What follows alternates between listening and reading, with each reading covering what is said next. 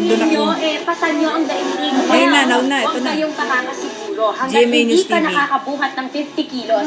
We're about to meet a woman who knows how to, it really feels to have such a heavy burden on her shoulders, pero waging-wagi pa rin. Ang ating Kumars-in-Chief, Michelle Cancha Cruz. Yeah! Michelle! Whoa, look at her photo. Wow, kita mo? Photo niya.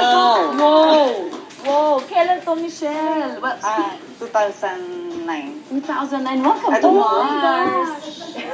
Grabing discipline. Saan ginawa itong competition? Parang may mga, Germany. Germany. 2010 yan. 2010. How did you do sa competition? Sa mixed pair, third place ka. Third place. Yeah. Representing the Philippines, syempre. How wonderful. Okay. Miss Michelle, paano kayo napunta sa linya ng powerlifting? At first kasi mga 10 years ago, parang sa gym lang wala. Sali-sali. For fun lang. And then? And then, I got pregnant mga 2000. 2000 yan. Okay. Tapos pagbalik ko mga 2004, bumalik ako. And then, nagseryoso na ako. Seryosong training na talaga. Training na, Bakit powerlifting? Kasi pag nag-gym naman, di ba, yung parang wala lang, buhat-buhat, di ba? But not necessarily din. Sino nag-encourage sa'yo na, yan, malakas ka, kaya mo yan. Parang naano lang ako, nengganyo lang ako sumali. Like kasi pag mayroong national competition, sabi nila, pwede ka naman sumali ng international. Oo naman ang oo. Okay.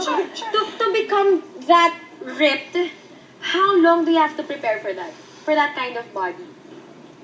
Ako, mga 6 months. 6 months? 6 months? Ano kinakain mo? Ano? Diba? Mga 5 kilong manok sa isang araw. Serious? Chicken breast. Totoo yan?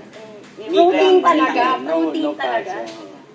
Strict diet and then weights walang talaga. sweet, walang salt. From what I understand, yung gusto mag-achieve ng ganyang klaseng katawan, yung water intake daw na sobrang konti lang. That, mga ano yan, before the competition. Para pumikit yung balat sa muscle. Parang tuyot na tuyot talaga. Pero yung kanina, powerlifting, this is different. Di Yeah, ba? bodybuilding. Bodybuilding naman to. Alright, pero not all bodybuilders are powerlifters. Hindi, di ba? Not necessarily, magkaiba siyang discipline. Kapatid ka daw ni Joy Cancha ng sex bomb dancers. Sample, Diba? sample. Sample. Ng spaghetti pataas at pababa. Bakit? Do you dance also? Before, yeah. Okay. I'm part of biker dancers. Biker dance. Dami mo na nagawa, pero very physical na tao talaga, bongga. Miss Michelle, paano nyo na-manage na nakakapag-compete kayo internationally, nagawa nyo lahat yan, at the same time you also have a family, so paano nyo nababalanse yung oras nyo? Okay lang, pag wala naman akong ginagawa, nasa bahay lang ako, and then talagang binabantayan ko rin mga anak. Ano nakita ka naman nila, of course, na nagbubuhat, di ba? Minsan sila napapanood naman nila. Hindi, why not? Magagaang pa nga eh. Diba? Ano naman ang nasasabi nila dun sa pag nakita lang, si mami ang lakas-lakas.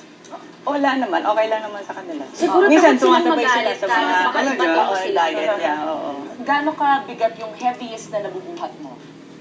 Like kasi pag international, kasi meron kami sinusuot ng mga gear. Okay. So siguro parang nakakaabot ko. Like sa squat, nakaka 185 kilo. Wow. Kilos. Parang tatlong Tapos ako. ito naman yung mga trophies na napanalo na ni Miss Michelle. Amazing! Alright, so that's the squats. Pwede ka ba mag-demo for us? Other things that you can do aside from the one that you were showing us. Squat lang. Ayan, squat Sige, lang sige. pwede. Ayan. Alright. Panoorin natin si Miss Michelle. Ay, 66. Wow.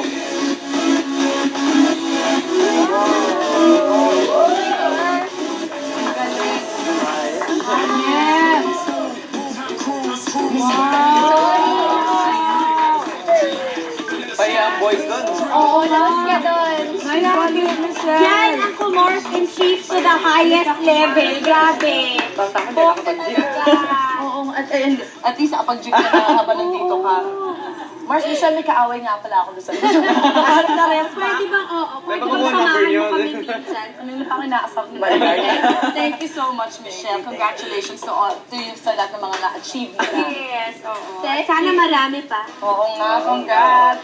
Okay. At of course, tamang-tama nakapag-warm up na sila Rocco and Sheena sa pakikinig at panonood kay Michelle. Oo nga. Susunod na, tuturuan naman nila tayo ng isang fun way to enjoy those boring treadmill moments sa pagbabalik ng Mars!